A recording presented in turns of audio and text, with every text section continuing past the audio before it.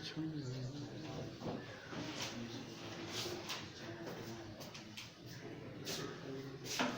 morning, students of class 10.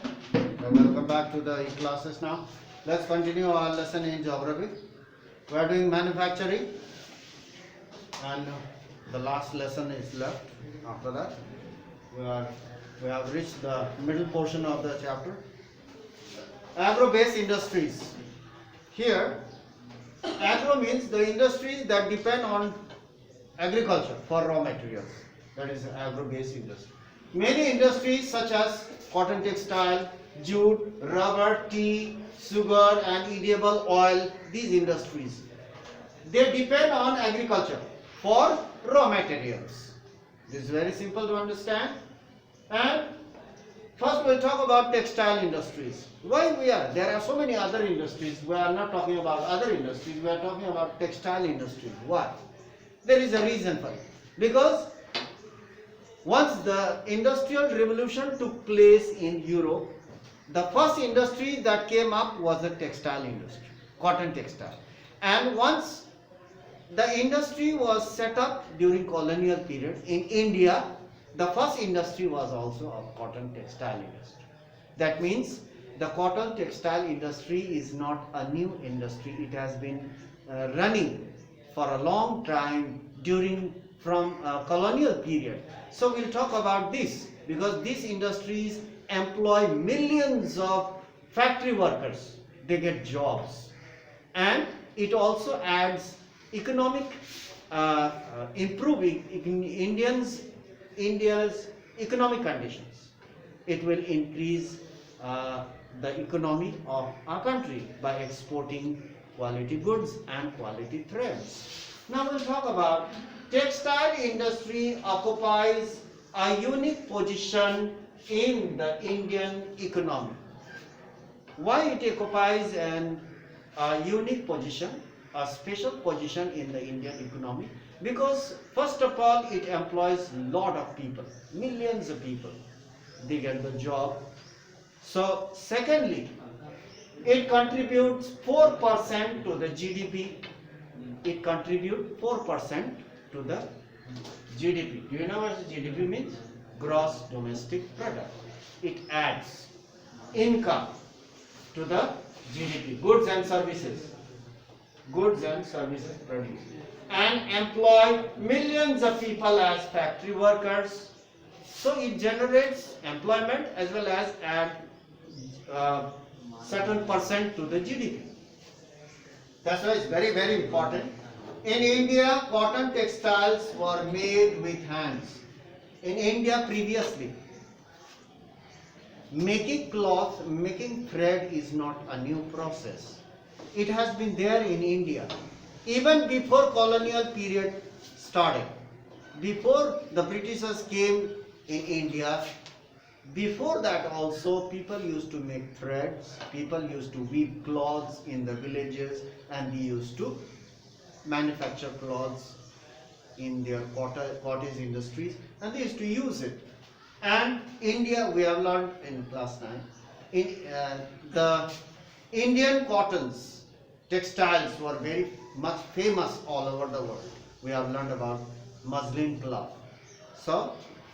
So in India, cotton textiles were made with hands previously, but once the machines were introduced by the Britishers, once the machines, a new technology was introduced, traditional cottage industries, this is not college, that is traditional cottage industries where people used to manufacture or they used to weave cloth in the rural areas, these traditional cottage industries suffered a setback.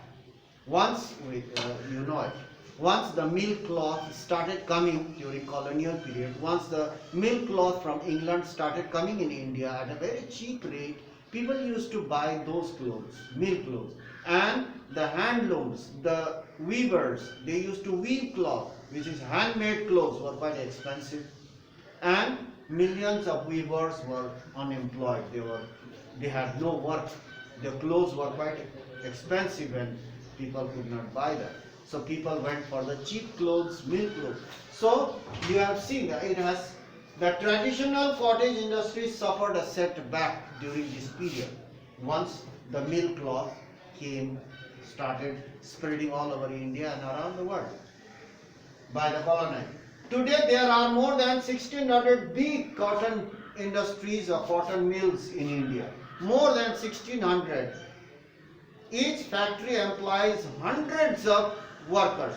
So that means millions of people are employed.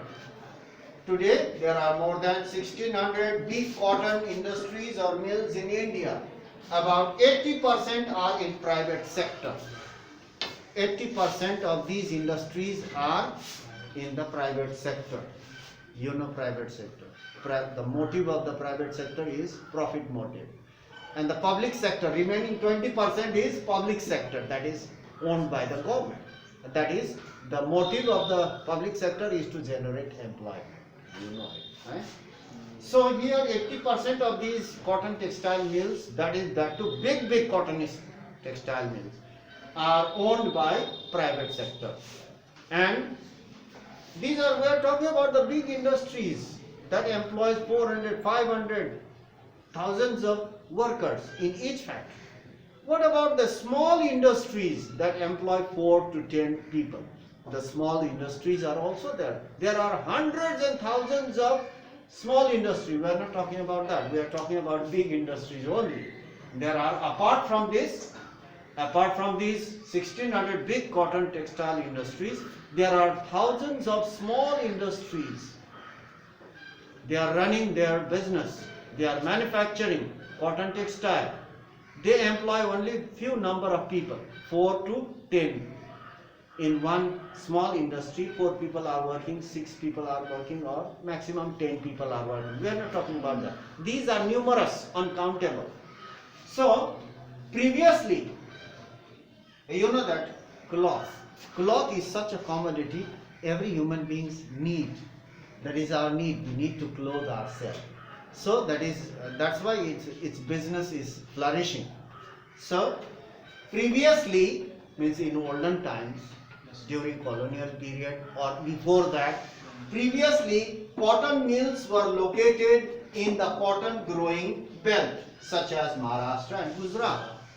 In the beginning, when the colonial period started, when the Britishers were there, they started setting up industries in big cities. These are such as Surat and Mumbai. These are in Gujarat and Maharashtra. Because that area is a cotton growing belt. Here, due to black soil, cotton, farmers used to grow cotton. And the colonizers, they saw the raw materials, they saw the labor, they got the labor easy, and the transportation is also very easy, and nearness to the market, everything was available. All factors of production was available.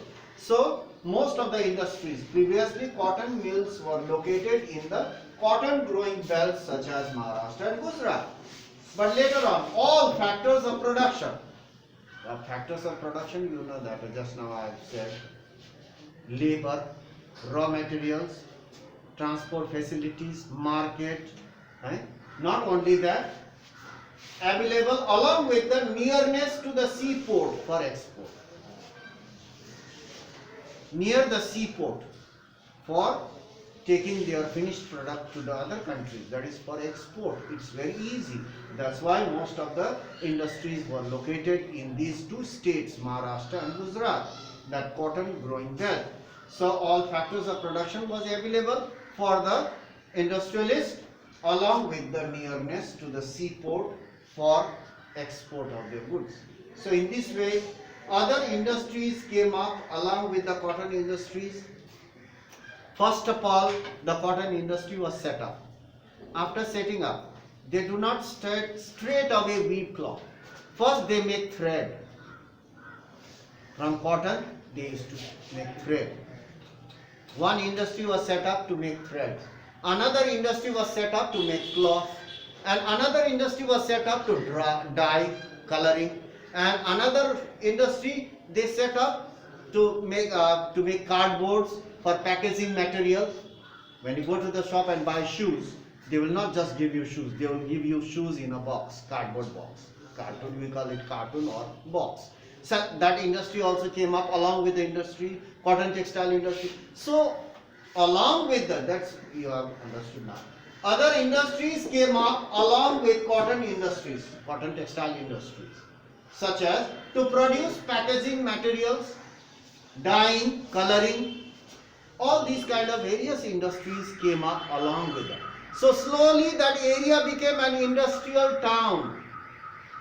Many workers, they used to work there, they used to live there, they brought their family, they had children, and the children need schools, and they need hospitals, health centers, post office, police station. In this way it became an industrial town, and later on it became an industrial city, because most of the people, they came from neighboring areas, from faraway areas to work there, and they need a house, they need a place, they need a school for the children, they need hospitals, they need police station, post office, markets.